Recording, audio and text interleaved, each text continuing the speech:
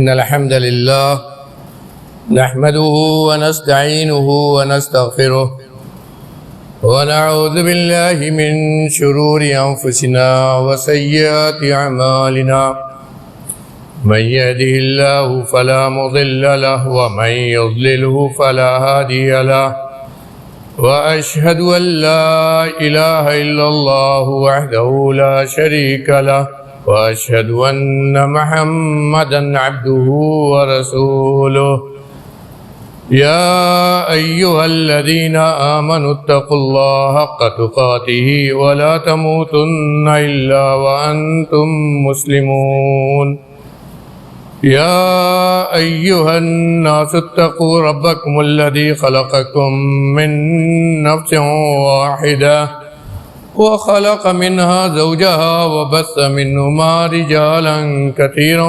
ونساء واتقوا الله الذي تساءلون به والأرحام إن الله كان عليكم رقيبا يا أيها الذين آمنوا اتقوا الله وقولوا قولا سديدا يصلح لكم أعمالكم ويغفر لكم ذنوبكم ومن يطع الله ورسوله فقد فاز فوزا عظيما أما بعد فإن خير الحديث كتاب الله وخير الهدي هدي محمد صلى الله عليه وسلم وشر الأمور محدثاتها وكل محدثة بدعة وكل بدعة ضلالة وكل ضلالة في النار فأعوذ بالله السميع العليم من الشيطان الرجيم بسم الله الرحمن الرحيم إنا لننصر رسلنا والذين آمنوا في الحياة الدنيا ويوم يقوم الأشهاد وقال في موضع آخر إنهم لن يغنوا عنك من الله شيئا وإن الظالمين بعدهم أولياء بعض والله ولي المتقين.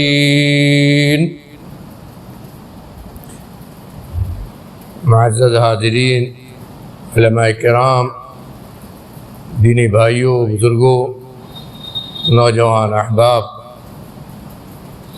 اسلامی ماں اور بہنوں،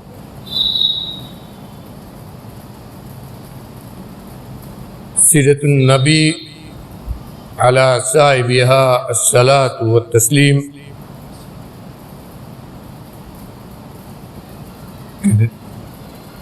تعلق سے ہماری جمعیت کے احباب نے ایک بہت ہی مقدس سلسلہ شروع کیا، ایک ایسا سلسلہ، ایک ایسی شخصیت کے تعلق سے سلسلہ جس کا ذکر ہی عبادت، جس کے اوپر درود و سلام پڑھنا اتنی بڑی عبادت کہ جب ہم پڑھتے ہیں تو ہر مرتبہ ہمیں 10 نیکیاں ملتی ہیں۔ وہ شخصیت جس کو اللہ رب العالمین نے ساری دنیا سے اوپر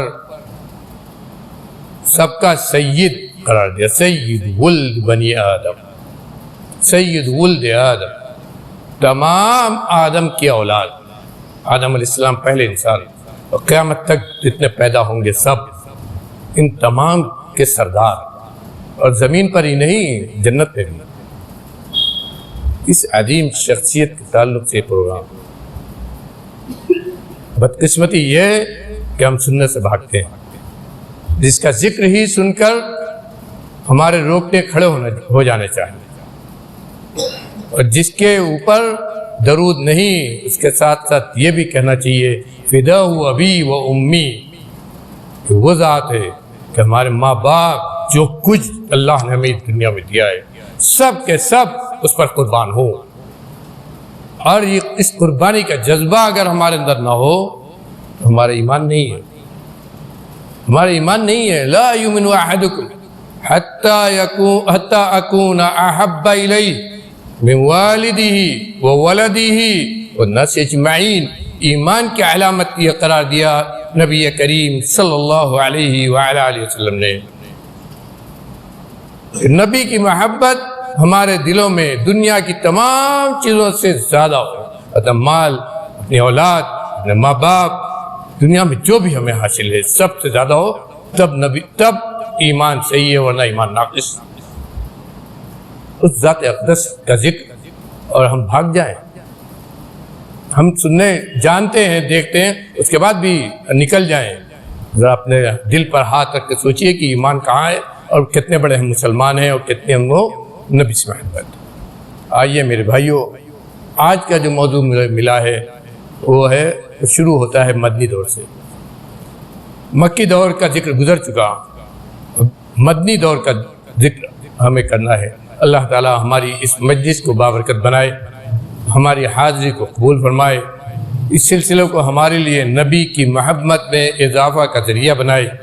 نبی کی محبت ہمارے دلوں میں ایسی ڈال دے کہ ہم سوچیں، ہر وقت اس کی فکر کریں کہ کیسے جب ہم اللہ کے ہاں حاضر ہوں گے میدان محشر میں، جب ہم سب اکٹھا ہوں گے، نبی بھی حاضر ہوں گے، تو کیسے ہم نبی کا دیدار کریں گے، اس کی فکر ہم ہو جائے. آمین یا رب العالمین. مدنی دور کا جب ہم شروعات کریں گے تو اس سفر کا بھی ذکر آئے گا جو ہجرت، جسے ہجرت کا سفر کہتے ہیں. لیکن مجھ سے قبل ہمارے جن احباب نے سیرت نبوی پر کچھ گفتگو کی، ان سے معلومات کرنے پر یہ پتہ لگا کہ سفر ہجرت کے تعلق سے بہت ساری باتیں بیان کر چکے ہیں. اس لیے اس سفر ہجرت کا جو سفر آپ کا تھا اس کا ذکر میں نہیں کروں گا، لیکن ہجرت کے سفر کے 2 واقعات میں ذکر کروں گا ان دونوں آیت کے تعلق سے جو میں نے آج تلاوت کی ہے. ان دونوں آیتوں میں اللہ رب العالمین نے بہت بڑا وعدہ کیا ہے اپنے رسول سے بھی اور اہل ایمان سے بھی، اگر واقعی ہم اہل ایمان ہے. اور اس میں ہمارے ان تمام احباب کے لیے جو دین کا کام کر رہے ہیں، دعوت و تبلیغ کا کام کر رہے ہیں، دین کو جاننے کے لیے کوششیں کر رہے ہیں اور اپنے دین سے محبت رکھتے ہیں، ان کے لیے بہت بڑا سبق. آئیے پہلے ان دونوں آیتوں کا ہم ترجمہ کرتے ہیں جس میں اللہ نے وعدہ کیا ہے. اللہ رب العالمین فرماتا ہے پہلی آیت میں، اِنَّا لَنَنْصُرُ رُسُلَنَا وَالَّذِينَ آمَنُوا فِي الْحَيَاةِ الدُّنْيَا وَيَوْمَ يَقُومُ الْأَشْهَادُ. میرا وعدہ ہے اپنے رسولوں سے اور اپنے اوپر ایمان رکھنے والوں مومنین سے. اللہ رب العالمین کہہ رہا ہے ہمارا وعدہ ہے اپنے رسولوں سے جن کو ہم نے اپنا پیغامبر بنا کر اس دنیا میں بھیجا. شروع سے آدم علیہ السلام سے شروع ہوا اور نبی کریم صلی اللہ علیہ وسلم پر یہ سلسلہ بند ہوا. کہا وعدہ ہے اپنے رسولوں سے بھی اور ان لوگوں سے بھی جنہوں نے جو رسول پر ایمان لائے، جنہوں نے رسول کا ساتھ دیا، جنہوں نے رسول کی شریعت کو قبول کیا، ان سے بھی وعدہ ہے. جنہوں نے رسول کے طریقے کو اپنایا ان سے بھی وعدہ ہے. کیا؟ لَنَنْصُرُ رُسُلَنَا وَالَّذِينَ آمَنُوا فِي الْحَيَاةِ الدُّنْيَا، کہ ہم دنیا میں ان کی محبت ان کی مدد کریں گے.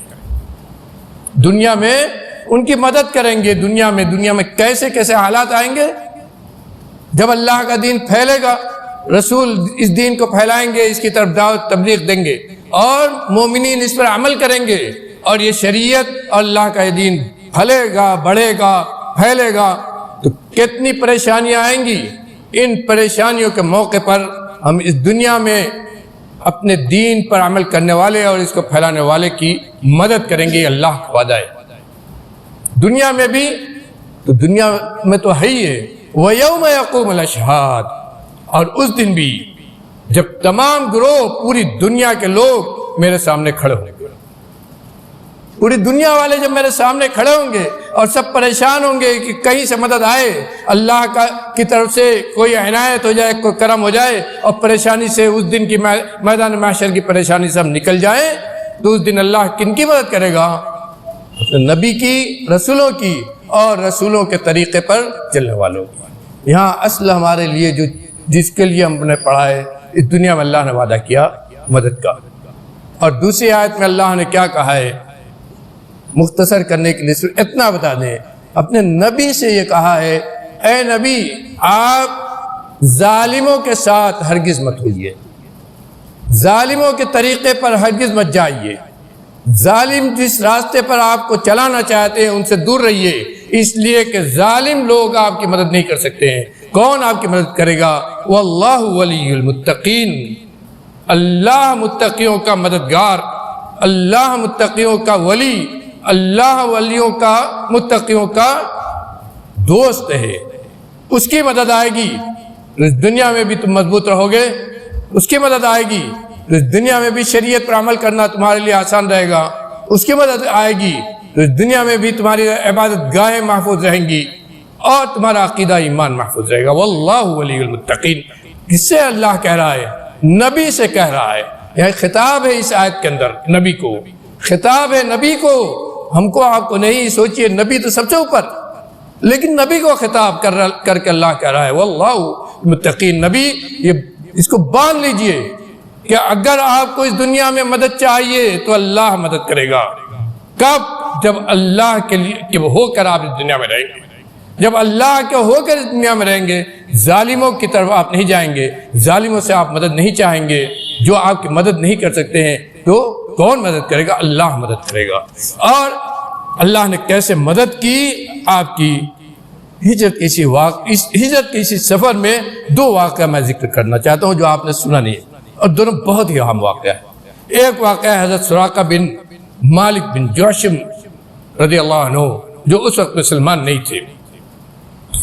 صحیح بخاری کی حدیث ہے، حضرت سراقہ بن مالک بن جوشم رضی اللہ عنہ فرماتے ہیں، کہتے ہیں کہ نبی کریم صلی اللہ علیہ وسلم جب مکے سے نکل گئے، مکے میں معروف اور مشہور ہو گیا کہ آپ مکے سے مدینے کی طرف چلے گئے ہیں، لیکن کسی کو یہ معلوم نہیں تھا کہ آپ کس راستے سے جا رہے ہیں، کسی کو یہ معلوم نہیں تھا کہ کس راستے سے جا رہے ہیں۔ اسی لیے مشرکین مکہ نے یہ اعلان کر دیا کہ جو بھی آپ کو پکڑ کر لائے گا یا آپ کا سر کاٹ کر لائے گا اس کو 100 اونٹ انعام میں دیا جائے گا۔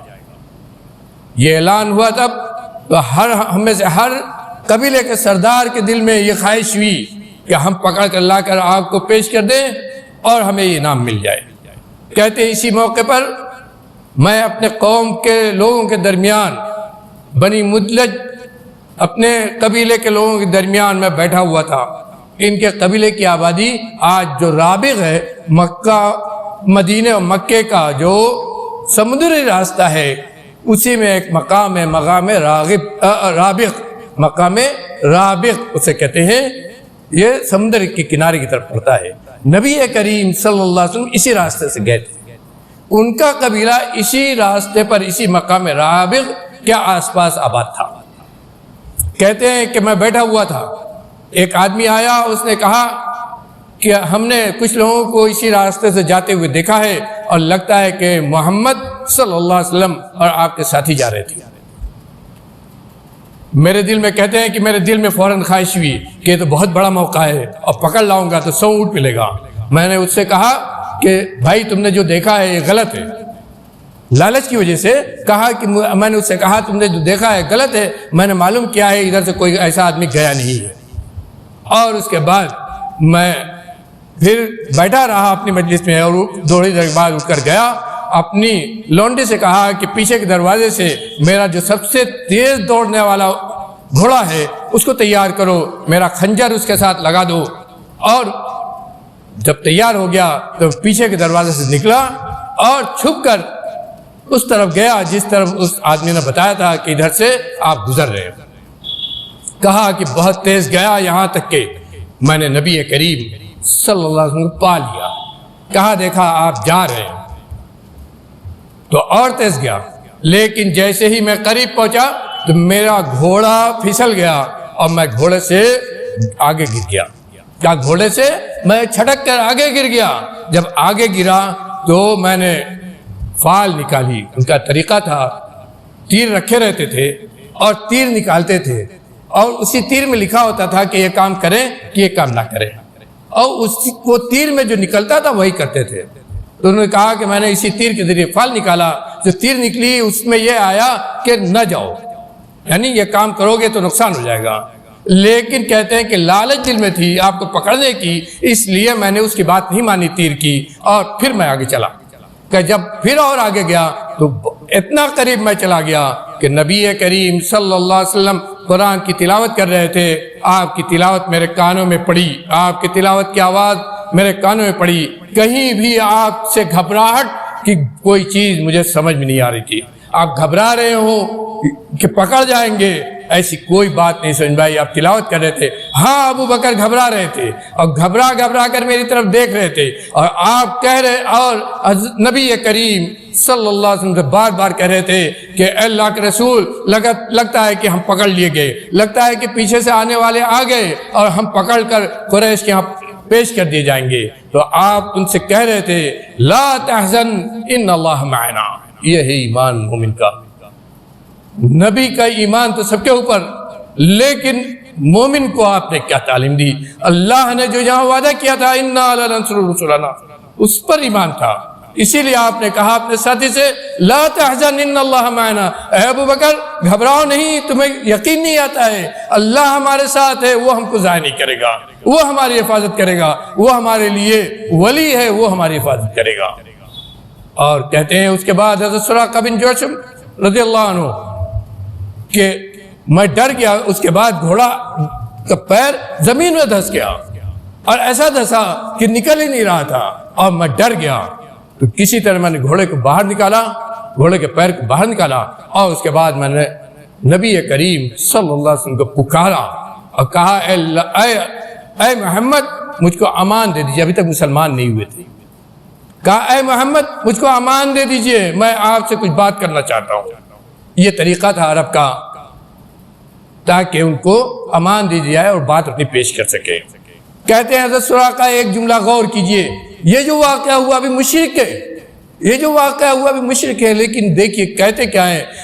کہتے ہیں مجھے یقین ہو گیا اس واقعے کے بعد کہ اب محمد صلی اللہ علیہ وسلم کو کوئی روک نہیں سکتا ہے, ان کا معاملہ غالب ہو کر رہے گا اور یہ دین پھیل کر رہے گا, اور یہ دین ایک دن ثابت کر دے گا کہ یہ سچا دین ہے. اسی وقت ان کو یقین ہو گیا اس کا. اور اسی لیے حضرت سراقہ کہتے ہیں میں نے نبی کریم صلی اللہ علیہ وسلم نے کہا اللہ کے رسول میں ابھی تو ایمان نہیں لا رہا ہوں, لیکن ایک دن آئے گا کہ میں آپ کے ہاتھ میں ہاتھ رکھ کے بیعت کروں گا, اس لیے آپ مجھ کو امان دے دیجئے اور میرے لیے امان لکھوا دیجئے. یہ دیکھیے رحمت للعالمین, پیچھے سے آدمی دشمن حملہ کرنے آ رہا ہے, قتل کرنے کی پوری تیاری کر کے آ رہا ہے, خطرہ ہے کہ مار دے گا, لیکن آپ رحمت للعالمین اللہ نے سچ کہا ہے. اسی وقت آپ نے کہا, آپ نے جو سواری لے کر چل رہا تھا آپ کا غلام عامر بن فہرہ رضی اللہ عنہ, ان سے کہا کہ ان کو امان لکھ کر دے دو, اور جب یہ چاہیں مدینے آئے اور ہمارے ہاتھ پر بیعت کر لیں, ان کے لیے امان ہے ہماری طرف سے. ایک واقعہ میرے بھائیوں, یہ اللہ نے اپنے نبی کی کیسے حفاظت کی, ایسے ہی وہ اپنے مومن بندوں کی حفاظت کرتا ہے. شرط یہ ہے کہ مومن اللہ سے اپنے آپ کو جوڑ لے اور یہ یقین کر لے کہ یہاں دنیا میں اگر کوئی اس کی مدد کر سکتا ہے تو اللہ رب العالمین ہے. اگر یہ یقین کر لے وہ کہ واقعی دنیا میں متقیوں کا کوئی ولی مددگار ہے تو اللہ رب العالمین.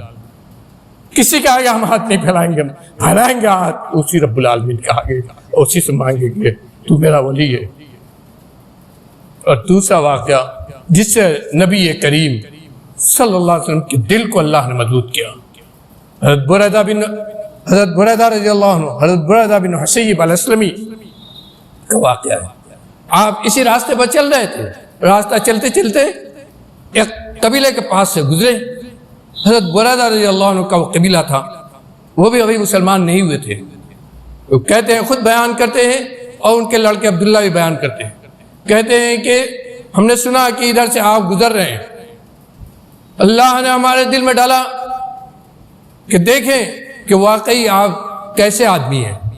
آپ کے چہرے سے ظاہر ہو جائے گا, پکڑ لوں گا میں کہ آپ صحیح ہیں کہ غلط. کہتے ہیں کہ میں اپنے 80 ساتھیوں کے ساتھ, کتنے 80 ساتھیوں کے ساتھ میں نکلا اپنے قبیلے سے اور آپ کے راستے پر جا کر رک گیا. جب آپ قریب پہنچے تو آپ کو روکا کہ رک جائیے, ہم دیکھنا چاہتے ہیں کہ آپ واقعی صحیح سچے رسول ہیں.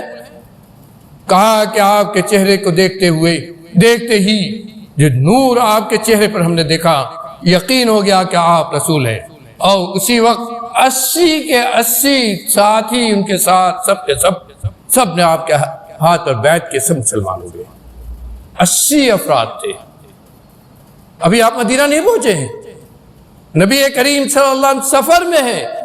ابھی سوچیے آپ کو مدد چاہیے, اللہ نے راستے میں آپ کی کیا مدد کی. 80 افراد ایک قبیلے کے آتے ہیں اور آپ کے ہاتھ پر بیٹھ کر کے مسلمان ہو جاتے ہیں. واللہ ولی المتقین.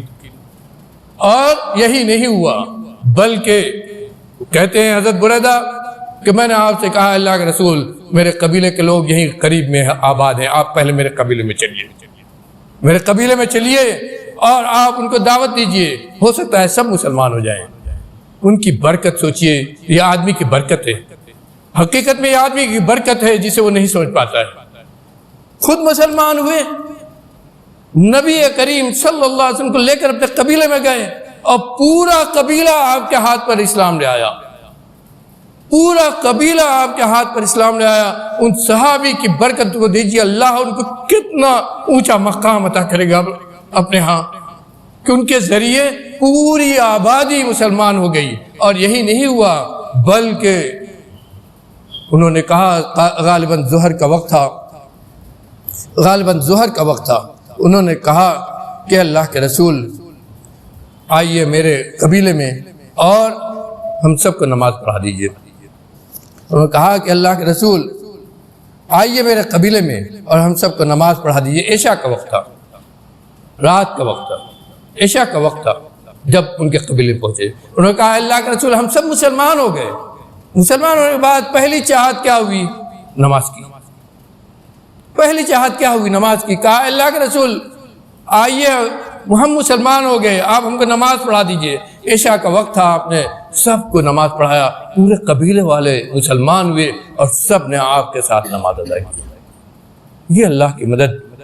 غور کیجئے, نہ پیسہ تھا نہ مددگار تھے. ایک سواری پر نبی اور ان کے ساتھی راستے پر چلے جا رہے ہیں, خوف ہے پیچھے سے دشمن نہ آ جائے, پکڑ نہ لیے جائیں, قریش نہ آ جائے. اور اس موقع پر اللہ نے کیا مدد کی, واللہ ولی المتقین نبی کی.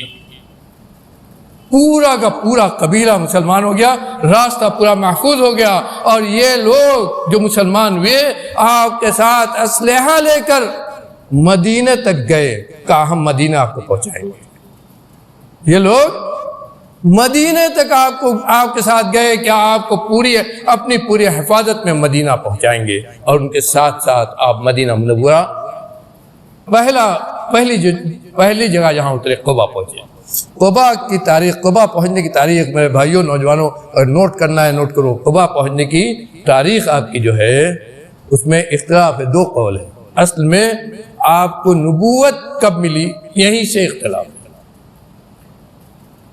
ہمارے استاد محترم جامعہ سلفیہ کے استاد محترم مولانا صفی الرحمن صاحب مبارک پوری رحمۃ اللہ علیہ, جنہوں نے الرحیق المختوم لکھی جس پر انعام ملا, اس میں تحقیق کی انہوں نے کہ پہلی آیت کریمہ جو نبی کریم صلی اللہ علیہ وسلم پر حرا میں نازل ہوئی تھی, وہ رات جس رات کے نازل ہوئی تھی جب آپ نبی بنائے گئے, وہ رمضان کی شب قدر تھی. رمضان کی شب قدر تھی. اس کے اعتبار سے آپ جب نبی بنائے گئے تو آپ رمضان عام الفیل جو کہتے ہیں, فیل والا سال, اس میں ابراہ کا جو واقعہ ہوا تھا اسی سے اس وقت سال جوڑا جاتا تھا ان عربوں کے ہاں قریش میں. اس واقعے سے جوڑ کر کہتے ہیں کہ 41 سال بعد, یعنی ابراہ کے واقعے کے 41 سال بعد رمضان میں آپ کو نبوت عطا کی گئی۔ اگر اس سے ہم جوڑتے ہیں تو نبی کریم صلی اللہ علیہ وسلم اس وقت جب ہجرت کر رہے تھے اور مدینہ قباء میں داخل ہوئے تھے تو آپ کی عمر 12 سال 18 دن تھی۔ آپ کی عمر اس وقت 12 سال 18 دن تھی۔ اور عام مورخین جو لکھتے ہیں وہ یہ لکھتے ہیں کہ آپ جب مدینہ میں داخل ہوئے تھے تو وہ دوشنبہ کا دن 8 ربیع الاول 14 من النبوہ، یعنی نبوت کا 14 سال ہوا تھا۔ 14 سال نبوی کے حساب سے، یعنی مکے میں نبوت کا 14 سال گزارنے کے بعد آپ 8 ربیع الاول کو قباء میں داخل ہوئے تھے۔ اور عیسوی سال کے حساب سے، جو ہم لوگ عیسوی سال کہتے ہیں، اس کے حساب سے 622 میلادی، 622 عیسوی، 22 ستمبر یا 23 ستمبر، 22 ستمبر یا 23 ستمبر 622 عیسوی، یہ متحقق لوگ کہتے ہیں۔ میلادی جو ہم لوگ ہجری کہتے ہیں اس میں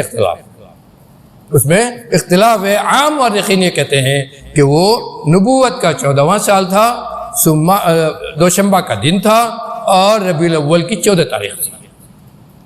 اور یہی زیادہ قرین قیاس ہے، اس لیے کہ نبی کریم صلی اللہ علیہ وسلم نے ایک حدیث فرمایا ہے کہ مجھ کو نبوت میری پیدائش دوشنبہ کے دن ہوئی، مجھ کو نبوت دوشنبہ کے دن ملی، میں مدینہ میں دوشنبہ کے دن پہنچا۔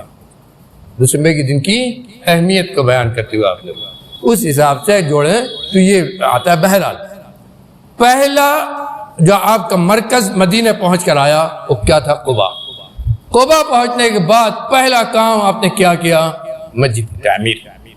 وہ مسجد جس کا ذکر اللہ نے قرآن میں کیا، لَمَسْجِدٌ أُسِّسَ عَلَى التَّقْوَى مِنْ أَوَّلِ يَوْمٍ أَحَقُّ أَن تَقُومَ فِيهِ، جس کا ذکر اللہ نے قرآن میں کیا۔ سب سے پہلی مسجد جو آپ نے بنائی مدینہ پہنچ کر وہ مسجد قباء۔ اس کی تفسیر میں کچھ لوگوں نے کہا اس سے مسجد نبی مراد ہے، لیکن زیادہ قرین قیاس یہی ہے کہ اس سے مسجد قباء مراد ہے، جس کے بارے میں اللہ نے کہا اُسِّسَ عَلَى التَّقْوَى۔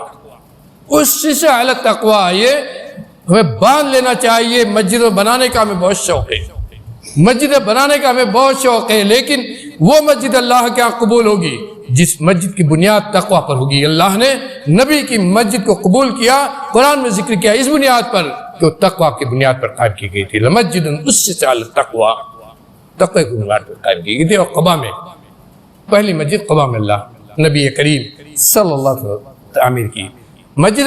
اس قباء میں آپ کتنے دن تک رہے اس کا بھی مختلف حدیثوں میں ذکر ہے۔ آپ پہنچے ہیں جو قباء، مدینہ والوں کا کیا حال تھا، مدینہ میں جو مسلمان تھے ان کا کیا حال تھا؟ میرے بھائیوں، اس واقعے کو ہم ذکر کریں تو کتنا ہم ذکر کریں۔ حال یہ تھا، حضرت عروہ ابن زبیر رضی اللہ عنہ، حضرت زبیر ابن عوام، یہ بہت پائے کے صحابی، انہی کے لڑکے حضرت عروہ رضی اللہ عنہ، جو حضرت اسماء جو نبی کریم صلی اللہ علیہ وسلم کی بڑی بہن ہے ان کے لڑکے، حضرت اسماء جو حضرت عائشہ کی بڑی بہن، وہ ان کے شوہر حضرت زبیر، ان کے لڑکے حضرت عروہ، وہ بیان کرتے ہیں کہ نبی کریم صلی اللہ علیہ وسلم جب قباء پہنچے تو دوپہر کا وقت تھا۔ معاملہ یہ تھا کہ پہنچنے آپ کے سفر کی خبر اور مدینہ آنے کی خبر پورے مدینہ میں پھیلی ہوئی تھی۔ تمام مسلمان انتظار کر رہے تھے کہ کب آپ آئیں گے، اور روزانہ کا ہم لوگوں کا دستور تھا کہ صبح ہوتی تو باہر نکل کر، مدینے کے باہر نکل کر آپ کے استقبال کے لیے کھڑے ہو جاتے تھے اور سوچتے تھے کب آئیں آپ اور کب ہم لوگ آپ کا استقبال کریں اور کب ہم لوگ آپ کو لے کر مدینے کے اندر داخل ہوں۔ کہتے ہیں کہ ایک دن ایسا ہوا کہ ظہر کا وقت ہو گیا، ہم لوگ جب دھوپ تیز ہو گئی تو گھبرا کر اپنے اپنے گھر چلے گئے۔ اتنے میں ایک پہاڑی سے آواز آئی، کسی یہودی نے پکار کر کہا، اے مدینے کے لوگوں، اے قباء کے لوگوں، دیکھو جس کا تم لوگ انتظار کر رہے تھے اس کی سواری چلی آ رہی ہے۔ کہا دیکھو جس کا تم لوگ انتظار کر رہے تھے اس کی سواری چلی آ رہی ہے، تم لوگ اپنے گھر میں چلے گئے۔ کہتے ہیں حضرت عروہ ابن زبیر رضی اللہ عنہ جیسے ہی آوازیں جہاں جہاں پہنچی، جس کے گھر میں پہنچی، سب دوڑتے ہوئے نکل آئے اور نبی کریم صلی اللہ علیہ وسلم کی طرف دوڑ پڑے اور سب نے آپ کی سواری کو گھیر لیا۔ آپ نے کہا سواری کو چھوڑو اور اس کو جانے دو، یہاں تک کہ آپ قبا میں پہنچے اور اس جگہ اترے جہاں قبا کی مسجد آپ نے بنائی، اس جگہ اترے جہاں قبا کی مسجد آپ نے بنائی، اور قبا میں اترنے کے بعد آپ نے سب سے پہلا کام یہ کیا کہ مسجد بنائی۔ قبا میں کتنے دن آپ رہے اس میں بہت اختلاف ہے، بخاری میں جو حدیث ہے اس میں بھی اختلاف ہے۔ ہمارے مولانا سیف الرحمن صاحب مبارک پوری رحمۃ اللہ علیہ فرماتے ہیں کہ آپ 4 دن رہے، سوموار، منگل، بدھ، جمعرات، اور کچھ روایت میں آتا ہے کہ آپ 21 دن رہے۔ بہرحال اس سے ہم کو مطلب نہیں ہے۔ جمعہ کے دن قبا سے آپ نکلے مدینے کی طرف، جمعہ کے دن صبح آپ مدینے کے لیے نکلے، اور راستے میں ایک گاؤں آیا، بنی سالم کا ایک گاؤں آیا، قبیلے کے لوگ تھے، اور حقیقت میں نبی کریم صلی اللہ علیہ وسلم کے نانہال سے ان کا رشتہ پڑتا تھا۔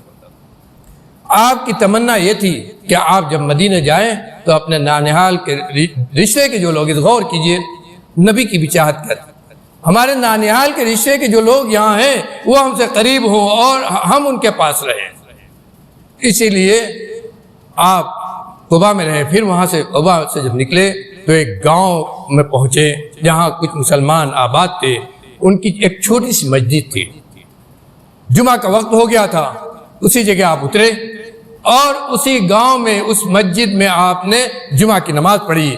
صحابہ کرام کہتے ہیں کہ ہم لوگ اس جگہ 100 آدمی تھے، کتنے؟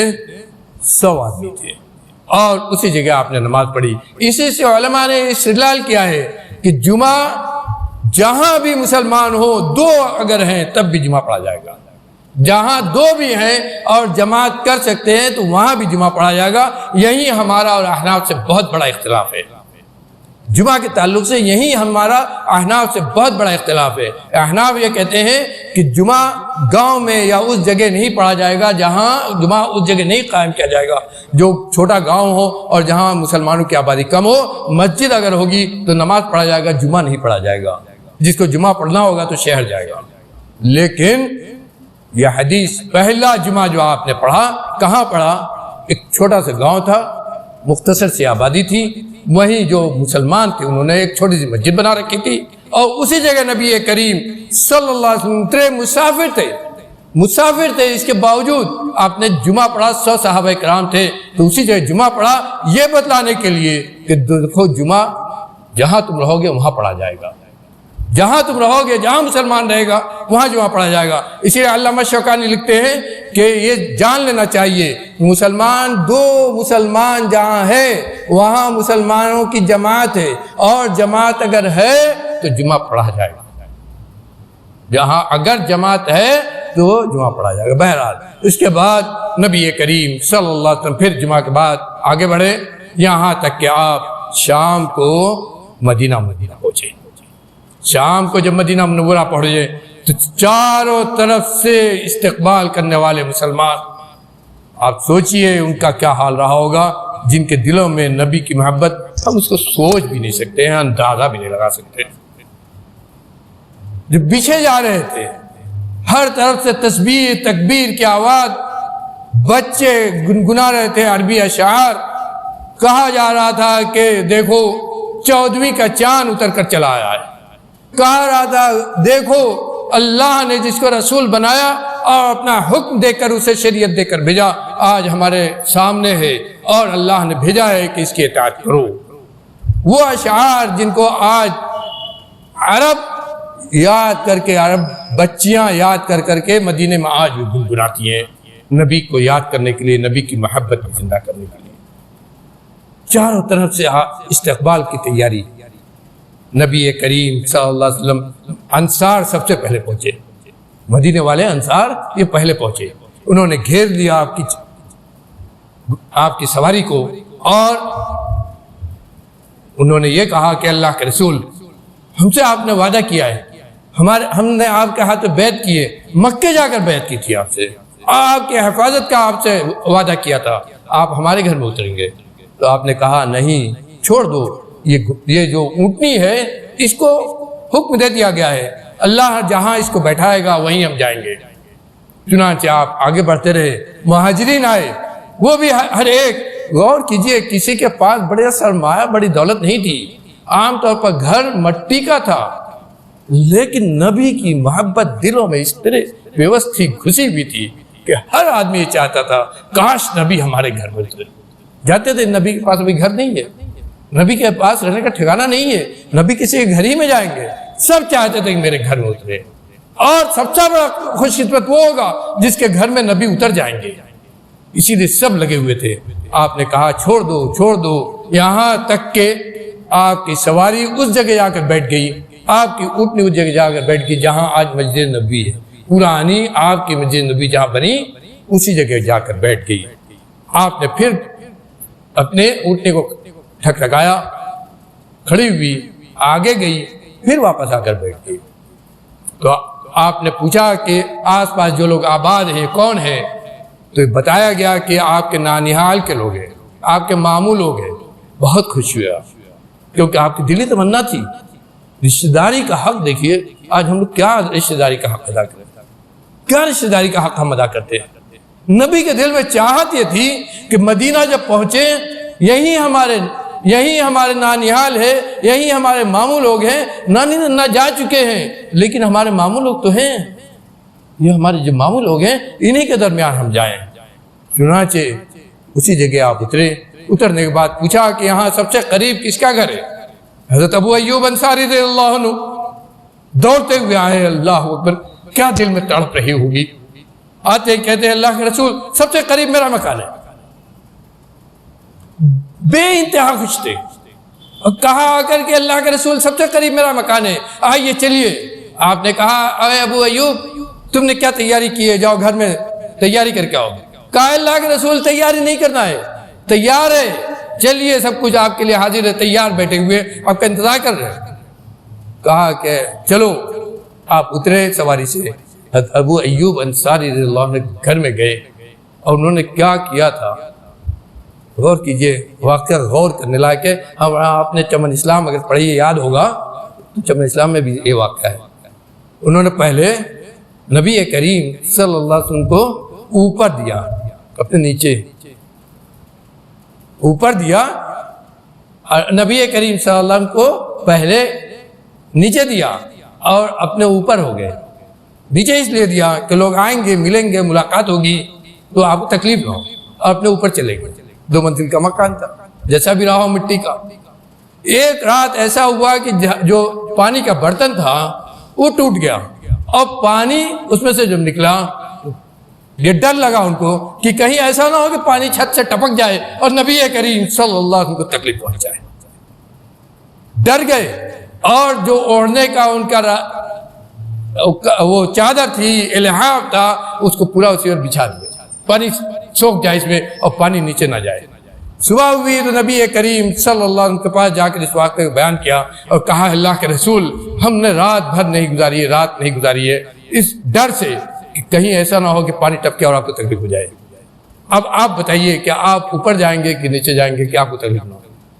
یہی تھی محبت۔ بہرحال اس کے بعد نبی کریم صلی اللہ علیہ وسلم نے پہلا کام کیا کیا؟ مسجد کی تعمیر۔ یہ ہے آپ کی سنت مبارکہ۔ معاشر مدینہ پہنچنے کے بعد جب اطمینان ہوا کہ اب ہم محفوظ ہو گئے، پہلا کام آپ کا کیا تھا؟ مسجد کی تعمیر۔ یہی مسلمان کا شعار ہے، جہاں ہم جائیں واجب ہے ہمارے اوپر، میرے بھائیوں واجب ہے، کھانے پینے سے زیادہ اہم ہے، کھانے پینے سے زیادہ اہم ہے کہ ہم مسجد کے بارے میں سوچیں، اللہ کے شعائر کے بارے میں سوچیں۔ مسجد اس زمین پر اللہ کی بڑی علامتوں میں سے ایک علامت ہے۔ مسجد اس آبادی کے مسلمانوں کی نشانی ہے جس آبادی میں مسلمان رہتے ہیں۔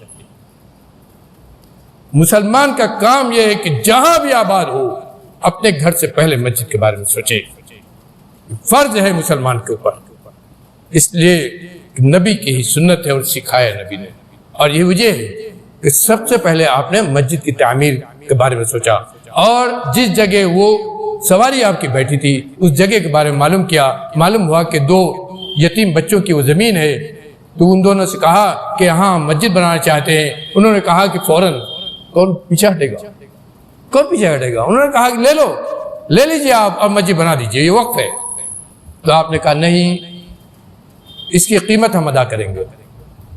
نبی کی سنت سوچیے، کہا نہیں اس کی قیمت ادا کریں گے۔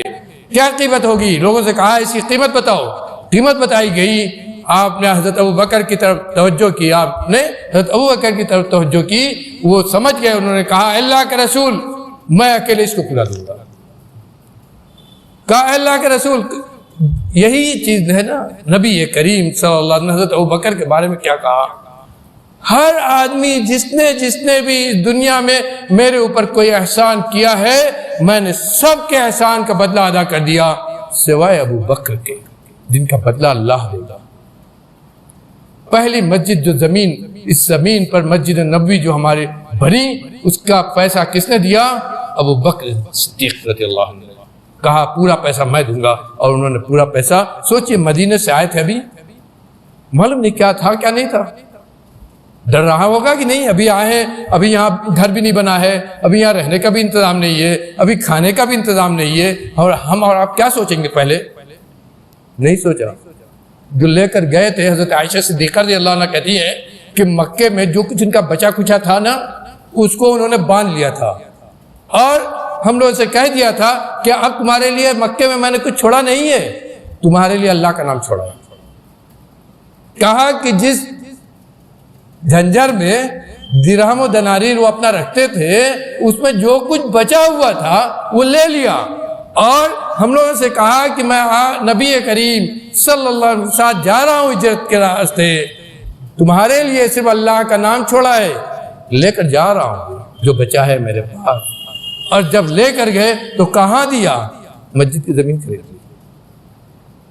یہ ہے اسلام، اور یہی ایمان، اور یہ ہے وہ پہلے مسلمان جن کے بارے میں اللہ رب العالمین نے کہا والسابقون الاولون من المہاجرین والانصار والذین اتبعوهم باحسان رضی اللہ عنہم ورضوا عنہم۔ ایسے ہی اللہ نے نہیں کہا ان کے بارے میں کہ رضی اللہ عنہم ورضوا عنہم، اللہ کو راضی کرنے کا جو بھی عمل ان کے سامنے آیا اس کو انہوں نے کیا، کر کے اللہ کو دکھایا، تو اللہ نے کہا رضی اللہ عنہ ورضوا عنہ۔ اس کے بعد آپ نے حکم دیا مسجد بنانے کا۔ مسجد کیا بنائی گئی؟ مسجد کیا بنائی گئی؟ کھجور کا جو تنا ہوتا ہے، جس پر کھجور کا درخت ہے، وہ تنا لایا گیا، وہی پلر ہوا مسجد کا، 3 فٹ نیچے زمین میں گاڑ دیا گیا، کھڑا ہو گیا، اور کھجور کا پتا جو ہوتا ہے وہ لایا گیا، چھت کے لیے اس پر ڈال دیا گیا، دیوار مٹی اور بالو ملا کر سانی گئی، اس سے دیوار کھڑی کر دی گئی، 3 دروازہ بنایا گیا جس کا کوئی پلہ نہیں، جو یعنی چوکھٹ بنائی گئی دروازے کے لیے، لیکن کوئی دروازہ نہیں تھا، 3 دروازے کے لیے جگہ چھوڑی گئی، دروازہ نہیں تھا، اور ایک زمانے تک نہیں تھا۔ اسی لیے حضرت عبداللہ ابن عمر رضی اللہ عنہ کہتے ہیں کہ میرے لیے اپنے گھر میں کوئی جگہ نہیں تھی، گھر ہمارا چھوٹا تھا، ہم بڑے بڑے قد کے لوگ تھے، تو میں اپنے گھر میں نہ سو کر مسجد نبی میں جا کر سوتا تھا۔ کہاں؟ کم عمر تھے، جنگ احد جب ہوئی تھی تو 14 سال کے بھی نہیں تھے، کتنے بڑے رہے ہوں گے سوچئے۔ کہا کہ میں 10-11 سال کا تھا جب مسجد بنی، تو مسجد ہی میں آ کر سوتا تھا، اور مسجد ایسی کھلی ہوئی تھی کہ اسی میں کتا بلی سب آتے تھے، اور وہ پاخانہ بھی کرتے تھے۔ سوچئے مسجد کیسی تھی۔ یہ نبی کی مسجد تھی، کچی مسجد، پختہ ایمان ہے۔ یہ مسجد تھی نبی کی پہلی مسجد۔ پہلا کام آپ نے کیا کیا؟ مسجد بنایا۔ وہ مسجد صرف نماز کے لیے نہیں تھی، آج تو ہماری نماز کے لیے ہوتی ہے۔ وہ مسجد صرف 5 وقت حاضری کے لیے نہیں تھی، وہ مسجد جو آپ نے بنایا وہ مسجد نماز کے لیے تھی۔ اسی مسجد میں آپ نے مدرسہ بنایا جو پہلی بنیاد ہے۔ یاد رکھیے نماز کے بعد جو سب سے پہلی چیز واجب ہوتی ہے مسلمانوں کے اوپر، وہ تعلیم ہے، اور تعلیم دین کی تعلیم ہے، تاکہ ہم دین پر صحیح طور پر عمل کر سکیں۔ اگر ہم نے اپنے بچوں کو دین کی تعلیم نہیں دی ہے، میرے بھائیو، اللہ کیا معاف نہیں کیے جاؤ گے۔ اگر ہم نے اپنے بچوں کو دین کی تعلیم نہیں دی ہے، ان کو نہیں بتایا ہے طہارت کا طریقہ، ان کو نہیں بتایا ہے وضو کا طریقہ، ان کو نہیں بتایا ہے غسل جنابت کا طریقہ، ان کو نہیں بتایا ہے نماز پڑھنے کا طریقہ، اللہ گواہ ہے، آپ یاد رکھیے اللہ کے آپ معاف نہیں کیے جائیں گے۔ یہ آپ کی ذمہ داری ہے کہ آپ اپنے بچے کو بڑے ہونے سے پہلے، 10 سال کا ہونے سے پہلے آپ بتا دیجئے طہارت کا وہ طریقہ، کہ جب مسجد میں جائے نماز پڑھنے کے لیے تو پاک صاف ہو کر جائے۔ ایک ذمہ داری ہے ہر باپ اور ہر ماں کی۔ تو کہتے ہیں کہ یہ پہلا کام مدرسے کا تعلیم کا کام بھی یہیں سے ہوا، یہیں چبوترا بنایا گیا تعلیم کا، اور اس کے بعد یہی مسجد پارلیمنٹ تھی، یہی مسجد دارالقضا تھی، یہی مسجد جنگ کی تیاری کی جگہ تھی، اور یہی مسجد جو مہمان آتے تھے ان کے لیے تھی، اور یہی مسجد ابھی شروع میں جو پناہ گزین آتے تھے مکے سے، مسلمان جو آتے تھے مکے سے، سب مال چھوڑ کر، گھر چھوڑ کر، اپنے آل اولاد کو چھوڑ کر، تنہا اپنا خالی ہاتھ لے کر، ان کے لیے یہ پناہ کی جگہ تھی، جس کو ہم لوگ آج کہتے ہیں پناہ کی جگہ، جو بنایا جاتا ہے شیلٹر، وہی مان لیجیے۔ یہی جو مسلمان آتے تھے پہلے، سب سے پہلے اسی مسجد میں ان کو اتارا جاتا تھا، اور اس کے بعد نبی کریم صلی اللہ علیہ وسلم کا انتظام کرتے تھے۔ اور پہلا کام یہ کرنے کے بعد دو اہم کام آپ نے کیا معاشرے کی تشکیل کے لیے۔ یہ دونوں بہت اہم کام ہے میرے بھائیوں، یہ دونوں بہت اہم کام ہے۔ اس کا میں تھوڑا ضرور ذکر کروں گا، اس لیے کہ آج ہم اس پہلے اسلامی معاشرے کے بارے میں بہت کم جانتے ہیں، اور نبی کی سیرت کے تعلق سے اتنی پختہ ہے کہ اگر دنیا اس کو آج اپنا لے تو اس دنیا سے ظلم زیادتی کا خاتمہ ہو جائے، اس دنیا سے ظلم و زیادتی کا خاتمہ ہو جائے، وہ پرسکون اور انصاف کی زندگی اس دنیا میں آدمی کو ملے کہ بھائی ہی بھائی کا نہ ہو، بلکہ ہر مسلمان، بلکہ میں کہوں گا ہر مسلمان اور غیر مسلم سب ایک دوسرے کے بھائی ہوئے۔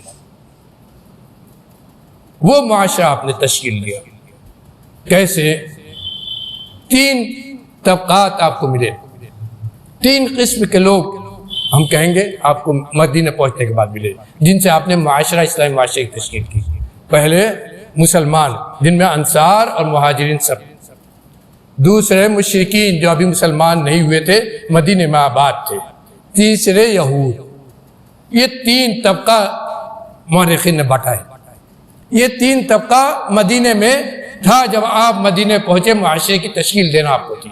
پہلے مسلمان، ان مسلمانوں میں کون؟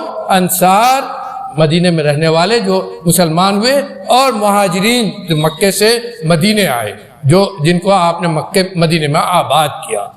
یہ ایک طبقہ ہوا۔ دوسرا طبقہ وہ لوگ مدینے کے اصل رہنے والے جو ابھی مسلمان نہیں ہوئے تھے۔ تیسرا وہ طبقہ جو یہودیوں کا تھا، جو مدینے کے آس پاس اور مدینے کے اندر مختلف قبائل میں وہ آباد تھے۔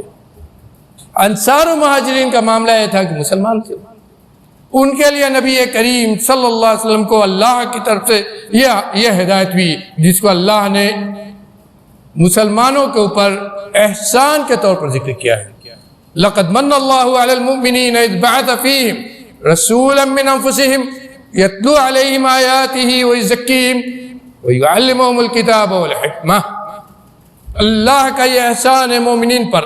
سب سے پہلے وہ لوگ مہاجرین و انصار، سب سے پہلے وہ اس میں آئیں گے۔ سب سے پہلے مہاجرین و انصار جو سب سے پہلے مسلمان ہیں وہ آئیں گے، ان کے اوپر اللہ کا احسان کہ ان کے درمیان اللہ نے وہ رسول بھیجا جس نے اللہ کے دین کو ان کے درمیان پھیلایا۔ یتلو علیہم آیاتہ ویزکیہم، جو ان کے اوپر اللہ کی آیات کو تلاوت کرتا رہا، قرآن پڑھ کے سناتا رہا، اللہ کے احکام بیان کرتا رہا، اور ان کا تزکیہ نفس کرتا رہا، ان کے نفس کی پاکی کرتا رہا۔ یہ پاکی کیسے آپ نے کی میرے بھائیوں؟ اس کو اگر ہم ذکر کریں تو گھنٹہ صرف اسی میں چلا جائے۔ اللہ نے اپنے نبی کو بتا دیا تھا کہ کیسے ان کی پاکی ہوگی، اور یہ پاکی عقیدے سے لے کر اخلاق، معاملات، تجارت، سیاست، اقتصادیات، ہر مرحلے میں اور ہر میدان میں تزکیہ کیا تھا، صفائی، وہ نظام دیا تھا ان تمام مسائل میں، جس نظام کی مثال قیامت تک یہ دنیا نہیں دے سکے گی، قیامت تک یہ دنیا نہیں دے سکے گی۔ اس نظام کے ذریعے تزکیہ نفس کیا تھا اپنے صحابہ کرام۔ پہلا خطبہ جو آپ نے صحابہ کرام کے درمیان دیا، عبداللہ بن سلام رضی اللہ عنہ کو کہتے ہیں نبی کریم صلی اللہ علیہ وسلم جب مدینے آئے، مسجد نبی بنی، پہلا خطبہ جو آپ نے دیا کیا کہا تھا میرے بھائیوں؟ سوچئے، چند مختصر سے الفاظ تھے۔ کہتے ہیں حضرت عبداللہ بن سلام رضی اللہ عنہ کہتے ہیں آپ نے جب خطبہ دیا تو کہا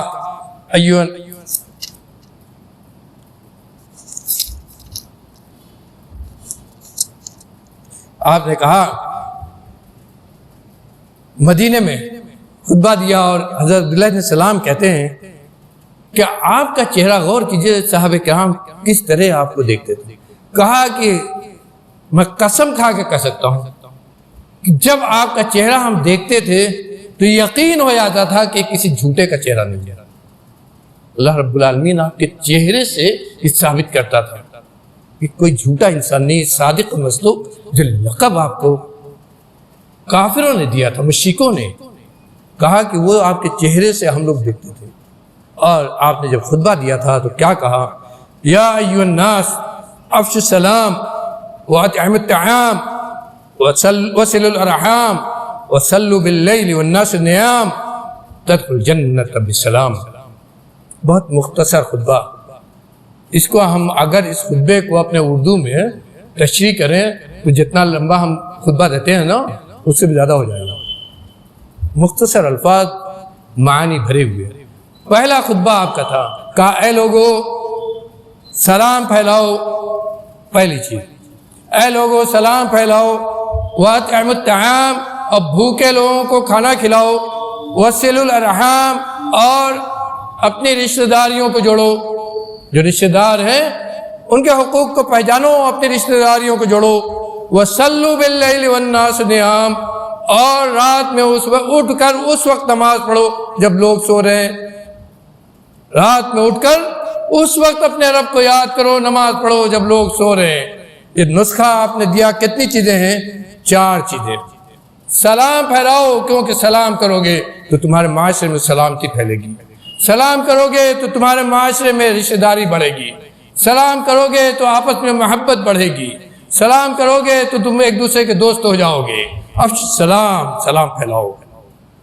واطعموا الطعام، اور اپنا پیٹ سے بھر کر مت رہو.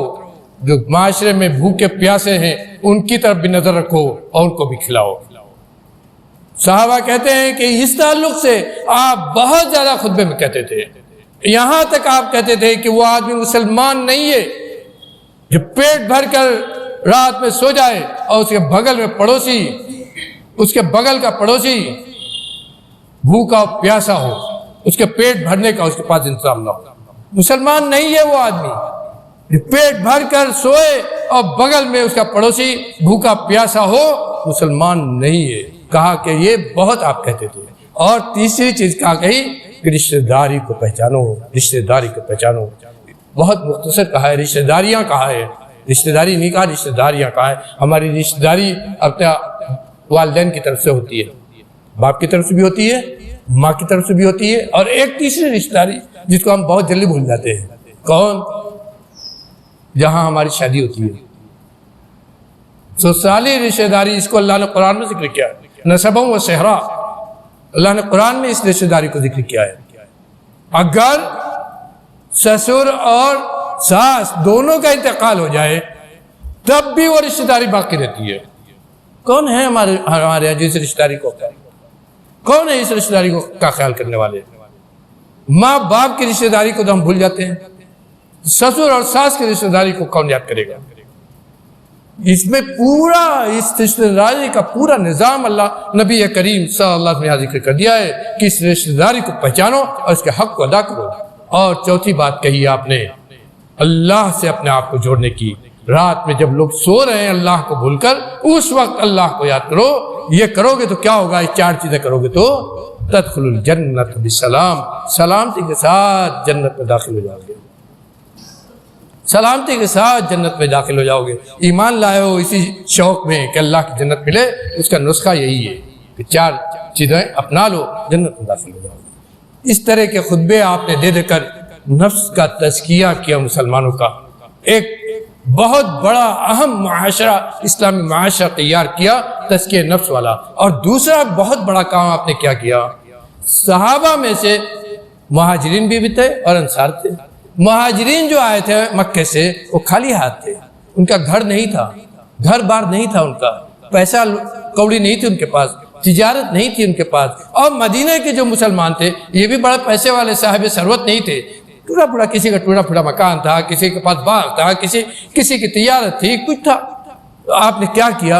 وہ کام کیا جو پوری دنیا نہ کر سکی ہے، نہ کر سکتی، مواخات کرائی، بھائی چارگی کرائی، دینی بھائی چارگی۔ آج ہم اپنی ذاتی نسبی بھائی چارگی کا خیال نہیں کرتے، آپ نے دینی بھائی چارگی قائم کرائی، اور یہ بھائی چارگی وہ تھی کہ آپ نے کہا کہ یہ بھائی چارگی جو ہم قائم کر رہے ہیں، جن دونوں آدمیوں کو بھائی بھائی بنا رہے ہیں، یہ ایسے بھائی چارگی ہوگی کہ جب ایک بھائی مرے گا تو دوسرا اس کا وارث ہوگا، جو رشتہ دار ہے وہ وارث نہیں ہوگا، جو رشتہ دار ہے وہ وارث نہیں ہوگا اس کا۔ کون اس کا وارث ہوگا؟ جو اس کا بھائی بنایا گیا ہے، ہم نے بھائی بنایا ہے۔ کون ہے ہم میں سے جو اس کو قبول کر لے؟ آج کون ہے جو ہم میں سے اس کو قبول کر لے؟ کوئی ہے کسی کے پاس اتنا بڑا دل کہ اس کا کوئی وارث کا انتقال ہو، ترکہ چھوڑ کر جائے اور وہ کہے کہ ہم نہیں لیں گے اس کو؟ کون ہے ہم میں سے؟ لیکن صحابہ کرام نے اس کو قبول کیا اور کہا ٹھیک ہے اللہ کے رسول، جب تک آپ کہیں گے ایسے ہی یہ میراث کا نظام باقی رہے گا، اور جس کو آپ نے دو آدمی کو بھائی بنایا ہے ایسے ہی بھائی چارگی رہے گی یہاں تک کہ آپ بتا دیں۔ اور ایسے ہی رہا یہاں تک کہ جنگ بدر کا موقع آیا تو مسلمانوں کے پاس جو مہاجرین اور انصار تھے 1.5 سال کا وقفہ ہو گیا تھا، سب ایک طرح سے اسٹیبلش ہو گئے تھے اپنی اپنی جگہ پر، تو اس چیز کو آپ نے ختم کر دیا، منسوخ ہو گیا۔ اب اس کے بعد سے وہ میراث کا نظام جو اللہ نے ہمیں دیا، قرآن نے بیان کیا، وہ قائم کرتا ہے۔ مواخات جو آپ نے کرائی بھائی چارگی، کیسا کیسا اس میں واقعہ ہوا؟ ایک واقعہ سنیے جس کو بارہا سنتے ہیں، حضرت عبدالرحمن بن عوف اور حضرت دوسرے صحابی حضرت سلمہ۔ غور کیجئے اس مواخات پر۔ حضرت سعد بن ربی، حضرت عبدالرحمن بن عوف، حضرت سعد بن ربی کے بارے میں یہ کہا جاتا ہے کہ اس وقت مدینے میں سب سے مالدار لوگوں میں سے ایک تھے۔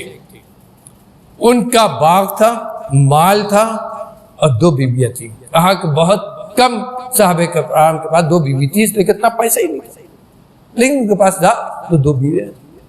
جب نبی کریم صلی اللہ علیہ وسلم نے ان کے ساتھ ان کے مواخات کی، غور کیجئے مواخات کرنے میں بھی اللہ کے نبی نے کتنی دور اندیشی اختیار کی تھی۔ آپ کو معلوم تھا کہ عبدالرحمن بن عوف جو مدینے سے ہجرت کر کے آئے، مدینے میں بہت مالدار، مکے میں بہت مالدار، مکے سے ہجرت کر کے آئے ہیں، مکے میں بہت مالدار تھے، تجارت کرتے تھے، ان کے اندر تجارت کا گر ہے، ان کو پیسہ تھوڑا سا بھی ملے گا تو اپنا نکل جائے گا، اسی لیے حضرت سعد بن ربی کا ان کو بھائی بنا دیا۔ یہ دور اندیشی تھی آپ کی، ایسے آدمی کے ساتھ لگاؤ کہ یہ اپنا خود کر لے جائے۔ حضرت سعد بن ربی رضی اللہ عنہ مسجد نبوی سے حضرت عبدالرحمن بن عوف کو لے کر گئے اور لے جا کر اپنے گھر لے جاتے ہیں، لے جا کر کہتے ہیں اے میرے بھائی، یہ میرا پورا اثاثہ ہے، یہ میرا پورا اثاثہ ہے، یہ جائیداد ہے، یہ باغ ہے، یہ پیسہ ہے، یہ سب تمہارے سامنے حاضر ہے، اس کو آدھا آدھا کر لو، آدھا تم لے لو اور آدھا مجھے دے دو۔ یہ نہیں کہا کہ یہ آدھا میرا ہے، یہ آدھا تمہارا ہے، کہا یہ آدھا آدھا کر لو اور آدھا تم لے لو، آدھا مجھے دے دو۔ 2 میری بیویاں ہیں، ان میں سے ایک کو پسند کر لو، جو تمہیں پسند آئے اس کو میں طلاق دے دیتا ہوں، وہ عدت اپنی پوری کر لے، اس سے تم شادی کر لو۔ غور کیجیے، یہ ہے ترجیح ایک مسلمان کی اپنے مسلمان بھائی کے لیے۔ سگے بھائی نہیں تھے، رشتہ داری بھائی نہیں تھے، ایک ماں کے 2 پیٹے نہیں تھے۔ کون تھے؟ ایک مکے سے آیا تھا، ایک مدینے۔ اس بات کا ڈر نہیں ہوا کہ تجارت چلی جائے گی، اس بات کا ڈر نہیں ہوا کہ کیپٹل کم ہو جائے گی، اس بات کا ڈر نہیں ہوا کہ باغ چلا جائے گا۔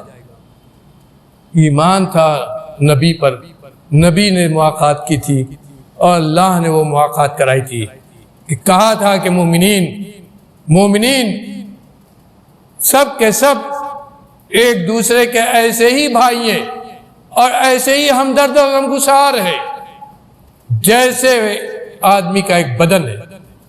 بدن کے کسی حصے میں تکلیف ہوتی ہے، بدن کے کسی حصے میں تکلیف ہوتی ہے، چاہے بخار سے، چاہے دانہ نکلنے سے، چاہے کسی اور وجہ سے، تو صرف وہ حصہ تکلیف نہیں محسوس کرتا ہے بلکہ پورا بدن تکلیف محسوس کرتا ہے۔ بھائی کا بھائی کے ساتھ رشتہ ہونا چاہیے کہ بھائی کو اگر کوئی تکلیف پہنچی تو اس تکلیف کو بھائی اپنی اندرونی تکلیف، اپنی تکلیف بھول جائے، اس کو اپنی اندرونی تکلیف پر سمجھے، اس کے لیے کھڑا ہو جائے، اپنی جان دینے کے لیے تیار ہو جائے. یہ ہے بھائی چارگی. یہ آپ نے سکھایا صحابہ کرام کو اس مواقعات کے ذریعے بھی، اور اپنے خطبوں اور تزکیہ نفس کے اپنے الفاظ کے ذریعے بھی. اور یہی وجہ ہے کہ وہ معاشرہ آپ نے مسلمانوں کا بنا دیا جس کی مثال دنیا میں نہیں ملتی. اللہ نے اس کی مثال قرآن کے اندر جگہ جگہ ذکر کی. اللہ نے اس کی مثال قرآن کے اندر جگہ جگہ ذکر کی کہ ایسے مسلمان نبی کی تعلیم سے تیار نہیں. اس کے بعد میرے بھائیوں گھنٹہ ہو گیا، دو طبقہ بچ گیا.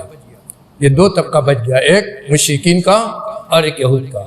تھوڑے سے الفاظ میں. اچھا دوسری بات یہاں ایک اور ہے جو بہت ہی اہم ہے، جس کو تھوڑا سا ذکر کر دیں. جب مسلمانوں کے درمیان یہ مواقعات آپ نے کرا لی تو مسلمانوں کے درمیان چونکہ الگ الگ قبیلے کے تھے، ان کے درمیان سب سے مشہور دو قبیلہ تھا اوس اور خزرج. اور یہ اوس اور خزرج جو مدینہ کے دو قبیلے تھے، ان کے درمیان بہت زیادہ جنگیں ہوئی تھی اور دونوں آپس میں ہر وقت لڑتے رہتے تھے. اور یہود جو تھے، آج ہم لوگ یہودیوں کو دیکھتے ہیں سمجھتے ہیں کہ بڑے اچھے ہیں، ان کے اخلاق بڑے اچھے ہیں. ہمیشہ سے یہ فتنہ پرور ہے، ہمیشہ کے یہ فتنہ پرور ہے. اس زمانے میں بھی ان کا کیا کام تھا؟ مدینے میں اوس و خزرج یعنی مدینے کی جو آبادی تھی ان کو آپس میں لڑانا. اس طرح آپس میں لڑانا کہ یہ لوگ پیسے کے لیے ہم سے ہر وقت محتاج رہے. دونوں قبیلے والے پیسے کو سود پر ادھار لیتے تھے اور اس پیسے سے اسلحہ خرید کر آپس میں جھگڑا کر آپس میں لڑتے تھے. غور کیجئے، آج دنیا میں اسلحہ کی سب سے بڑی مارکیٹ کہاں ہے؟ اسرائیل. دنیا میں اسلحہ کی سب سے بڑی مارکیٹ کس کے پاس ہے؟ یہودیوں کے پاس، چاہے وہ امریکہ میں ہو یا اسرائیل میں ہو. اور کرتے کیا ہے؟ وہ دنیا والوں کو آپس میں ہر وقت لڑاتے ہیں تاکہ یہ اسلحہ بکتا رہے. اور یہی ان کی پالیسی ہمیشہ ہے. مدینے میں بھی یہی کر رہی ہے.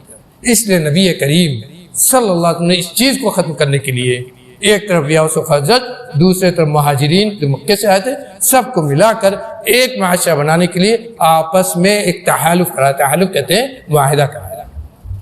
حلف کہتے ہیں بیعت کرانا یا سب کو ایک ساتھ ملا دینا، آپس میں بھائی چارگی قائم کر دینا. کہا ایک معاہدہ کرایا سب کے درمیان. اور اس معاہدے میں کیا تھی؟ کتنی بندے اس کے تھی؟ 16 پوائنٹس اس کے ہیں. 16 پوائنٹس اس کے ہیں میرے بھائیوں. میں اس کو ایک ایک نہیں بیان کروں گا، آپ اٹھائیے الرحیق المختوم اور اس باب کو کھولیے اور پڑھیے.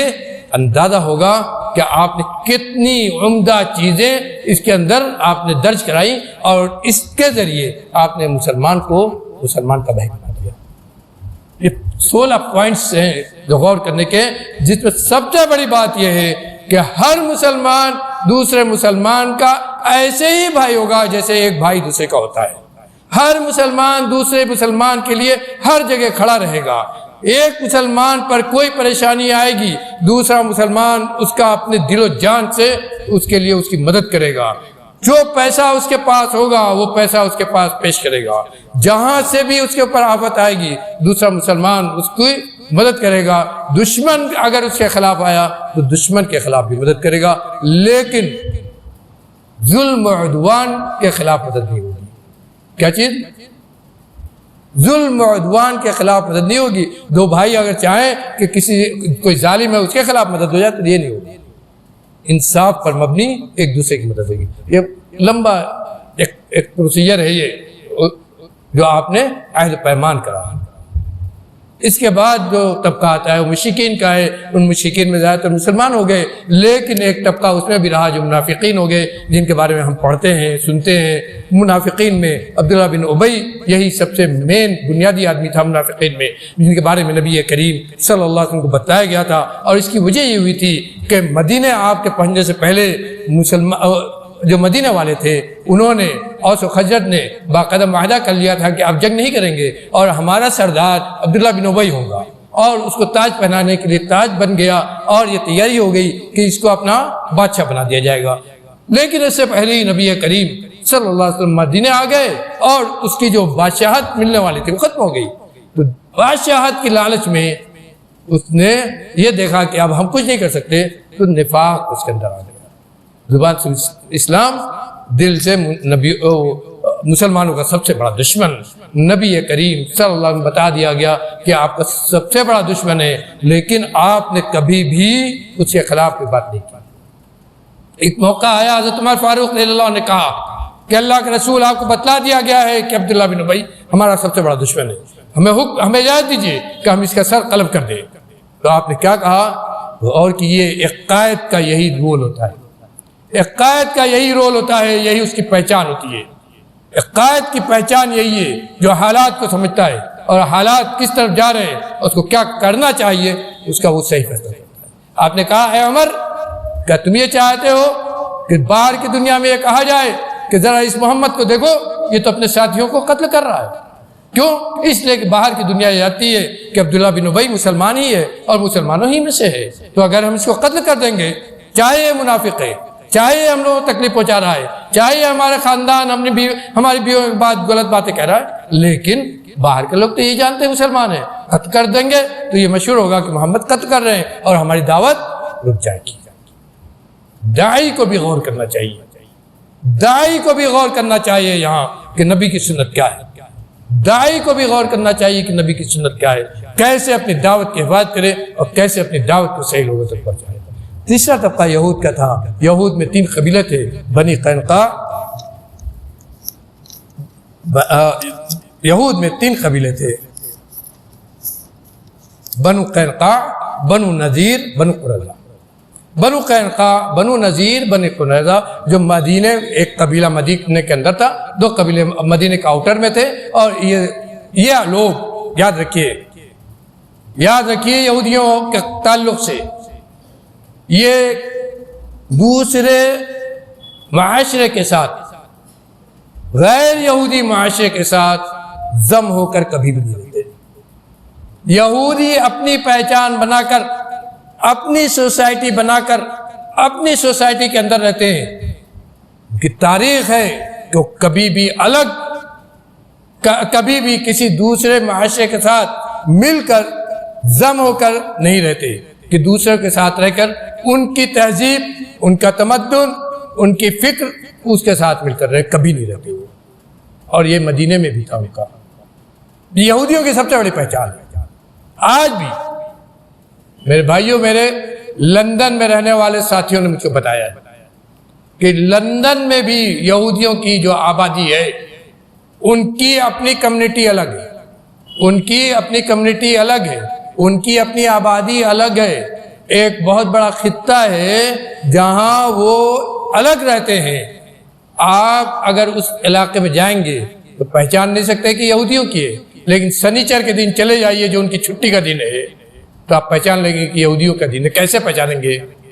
سنیچر کے دن ان کی چھٹی ہوتی ہے، پوری مارکیٹ بند ہوگی. سنیچر کے دن ان کی عبادت گاہیں کھلی ہوں گی. سنیچر کے دن ان کا کوئی کام ہوتا نظر نہیں آئے گا. سنیچر کے دن آپ دیکھیں گے وہ اپنے خاص یہودی لباس میں گھروں سے نکل کر عبادت گاہوں میں جاتے رہیں گے. یہ میرے لندن کے ساتھ دوست نے بتایا. کہا اس کو تجربہ کرنے کے لیے میں خاص طور پر گیا اور یہ دیکھا وہ اس اپنی لوکیلٹی سے نکل کر دوسری لوکیلٹی میں جا کر آباد نہیں ہوتے. اپنی جگہ کو کہیں اور، وہ کسی اور یہودی کے ہاتھ نہیں بیچتے. اس لوکیلٹی میں کسی اور یہودی کو، غیر یہودی کو داخل ہونے نہیں دیتے. اپنی زمین کسی غیر یہودی کے ہاتھ نہیں بیچتے. یہی وہ رہتے ہیں اور اسی جگہ کھاتے پیتے ہیں اور یہی وہ اپنے تہذیب و تمدید بچاتے. وہی حال مدینے میں ان قبیلوں کا بھی تھا. اور اسی لیے نبی کریم، چونکہ نبی کریم صلی اللہ علیہ وسلم کو اللہ کی طرف سے بتا دیا گیا تھا کہ دنیا کی سب سے مکار قوم، سود خور قوم، اقتصاد پر قبضہ کرنے والی قوم، لوگوں کو لڑانے والی قوم یہودی. اللہ کی طرف سے آپ کو بتا دیا گیا تھا. اور قرآن پڑھیے، اللہ نے صاف طور پر کہا ہے کہ یہود وہ ہے کہ اگر تم کو ان کو 1 پیسہ دے دو، 1 پیسہ ان کو دے دو اور اس کے بعد یہ چاہو کہ تم کو واپس مل جائے تو وہ ہرگز نہیں دیں گے. اس لیے کہ وہ کہتے ہیں کہ یہودیوں کے علاوہ دنیا میں جتنی قوم ہے سب تو ہمارے غلام ہیں، ان کا کہاں حق ہے؟ اگر لیا تو وہ ہمارا ہے، ہم نے لے لیا۔ اللہ رب العالمین نے خود یہودیوں کے بارے میں کہا، اللہ نے قرآن میں کہا ہے کہ سود خور سب سے بڑی قوم دنیا میں یہودی ہے۔ یہ حقیقت ہے جو اللہ نے اس قوم کے بارے میں بتایا ہے، اور اسی لیے نبی کریم صلی اللہ علیہ وسلم نے مدینے کی حفاظت کے لیے، مدینے کی سرحد کو محفوظ کرنے کے لیے اس جو یہودیوں کا یہ طبقہ تھا اس سے بھی آپ نے معاہدہ کیا، اور مسلمانوں کو اکٹھا کر کے، یہودیوں کے اس طبقے کو اکٹھا کر کے ایک تحالف کیا، جس کو کہتے ہیں پیکٹ کیا، جس کو آج کے زبان میں ہم کہتے ہیں نا کہ دوسری قوم کو ملا کر ایک معاہدہ کیا جائے۔ دوسری قوموں کو ملا کر ایک ملک کا دوسرے ملک سے معاہدہ ہوتا ہے، اس کے علاوہ بہت ساری کمیونٹیز ہیں، بہت سارے ادارے ہیں، بہت ساری چیزیں ہیں متحدہ، وہ الگ الگ معاہدے کرتے ہیں۔ اسی طرح آپ نے یہ مثال قائم کی، آج سے 1440 سال پہلے نبی نے اس سنت کو زندہ کیا، اور آپ نے غیر قوم کے ساتھ، یہود مسلمان نہیں تھے، یہود مسلمان نہیں تھے، غیر مسلم قوم کے ساتھ معاہدہ کیا، اور اس معاہدے کی جو بندے ہیں، اس معاہدے کے جو پوائنٹس ہیں، 14 پوائنٹس ہیں، اس کو پڑھیے، انداز لگے گا اسلام کے اندر کتنی کشادگی ہے، رحمت للعالمین نے کیسی رحمت بکھیری ہے تمام انسانوں کے لیے، چاہے مسلمان ہو، چاہے مشرک ہو، چاہے یہودی ہو، چاہے عیسائی ہو، اور چاہے کوئی اور مذہب والا ہو۔ کتنی بڑی رحمت نبی نے دنیا والوں کو دی ہے، رحمت اللہ للعالمین۔ ایسے ہی آپ کو نہیں کہا گیا، اللہ نے ایسے ہی نہیں کہا ہے آپ کو، سب کے لیے وہ اصول دیا آپ نے، کیا؟ لا اکراہ فی الدین۔ سب سے پہلا بند آپ کا یہی تھا، سب سے پہلا بند یہودیوں کے ساتھ یہی تھا، لا اکراہ فی الدین، دین میں کوئی جبر نہیں۔ تمام کے تمام اس مدینے میں رہنے والے، اس مدینے کی پوری آبادی، سب کے سب ایک دوسرے کے ساتھ مل کر ایک معاشرہ بن کر رہیں گے، ایک سوسائٹی بن کر رہیں گے، کوئی الگ الگ نہیں رہے گا، سب ایک سوسائٹی کے فرد ہوں گے، سب ایک دوسرے کی مدد کرنے والے ہوں گے، سب ایک دوسرے کی حمایت کرنے والے ہوں گے۔ لیکن جب دین الگ الگ ہے تو ہر دین والا اپنے دین پر عمل کرنے کے لیے با اختیار ہو گیا، اور کہ جی یہ اسلام ہے۔ آج کے حالات کو پڑھیے، ہندوازم اور یہ وہ جو سب سن رہے ہیں، اور جس قدر دہشت گردی کا ہم شکار ہیں آج کے اس ماحول میں، اور جس طرح مسلمانوں پر حملے ہو رہے ہیں، اور جو اہنسا کا اس کا اعلان کر رہے ہیں، وہ مسلمانوں پر جس طرح ظلم کر رہے ہیں، اور جس طرح مسلمانوں کی آبادیوں کو اکھاڑ پھینکا جا رہا ہے، اس کو دیکھیے۔ اور نبی کا یہ پیغام جو نمبر 1 ہے، لا اکراہ فی الدین، دین پر عمل کرنے کی سب کو اجازت ہے، اپنے اپنے دین پر عمل کرنے کی سب کو اجازت ہے، لیکن اس شرط کے ساتھ کہ کوئی بھی آدمی اپنے دین کو لے کر دوسرے کے اوپر ظلم نہیں کرے۔ جاؤ اپنے اپنے دین پر عمل کرو، لیکن جب مدینے میں رہو گے تو یہ ایک معاشرہ ہوگا، اور یہاں کے سب ایک دوسرے کے بھائی ہوں گے، اور سب ایک دوسرے کے حامی مددگار ہوں گے۔ مدینے پر اگر حملہ ہوگا تو سب مل کر اس کا دفاع کریں گے، چاہے یہودی ہو، مسلمان ہو، کوئی ہو، سب اس کا مل کر دفاع کریں گے، اور کوئی بھی آدمی اس معاہدے کے خلاف عمل کرے گا، غور کیجئے جو ہم کہتے ہیں ہماری دعوت، وہی آپ نے لکھا تھا، کہا اس معاہدے کے خلاف اگر کوئی بھی آدمی کھڑا ہوگا یا کوئی بات کہے گا تو اس کا فیصلہ کہاں سے ہوگا؟ 2 چیزیں، اللہ اور اس کے رسول جو فیصلہ کریں گے وہی سب مانیں گے، چاہے مسلمان ہو، چاہے یہودی ہو، چاہے مشرک ہو، کوئی بھی ہو، اللہ اور اس کے رسول کا جو فیصلہ ہوگا اس سب کا ماننا ہوگا۔ اسی میں ایک بند دے دیا، اگر اس معاہدے کو لے کر اختلاف ہوگا اور کوئی کہے گا اس معاہدے کے خلاف کوئی بات، تو فیصلہ کہاں سے ہوگا؟ اللہ اور اس کے رسول کریں گے۔ ایک بند، بنیادی بند آپ نے ہی چھوڑا، جس سے ہم کو معلوم ہوتا ہے کہ ہم دین کہاں سے لیں۔ اللہ تعالیٰ میں کہنے سننے سے زیادہ عمل کرنے کی توفیق عطا فرمائے، نبی کریم صلی اللہ علیہ وسلم پر چلنے کی توفیق عطا فرمائے، کہنے سے زیادہ عمل کرنے کی توفیق عطا فرمائے، نبی کی سنت ہمارے دلوں میں پیدا کر، نبی کی سنت سے محبت ہمارے دلوں میں پیدا کر دے، نبی کی محبت، نبی سے ملاقات کی محبت، نبی کے ہاتھ سے حوض کوثر پینے کی چاہت اور شوق، نبی کے جھنڈے کے نیچے جمع ہونے کا شوق اور چاہت اللہ رب العالمین ہمارے اندر پیدا کر دے، ایسی محبت نبی کی ہمارے دلوں میں بسا دے جو ہمارے رگ رگ میں ہمارے خونوں کے ساتھ دوڑے، اور جب ہمارے زبان سے نکلے نبی کے اوپر درود سلام نکلے، کہیں ہم فدا ہو ابی و امی، ہمارا سب کچھ اے نبی تیرے اوپر ہمارا سب کچھ قربان ہو۔ ربنا تقبل منا انك انت السميع العليم وتب علينا انك انت التواب الرحيم، وصلى الله على خير خلقه محمد وآله وصحبه اجمعين برحمتك يا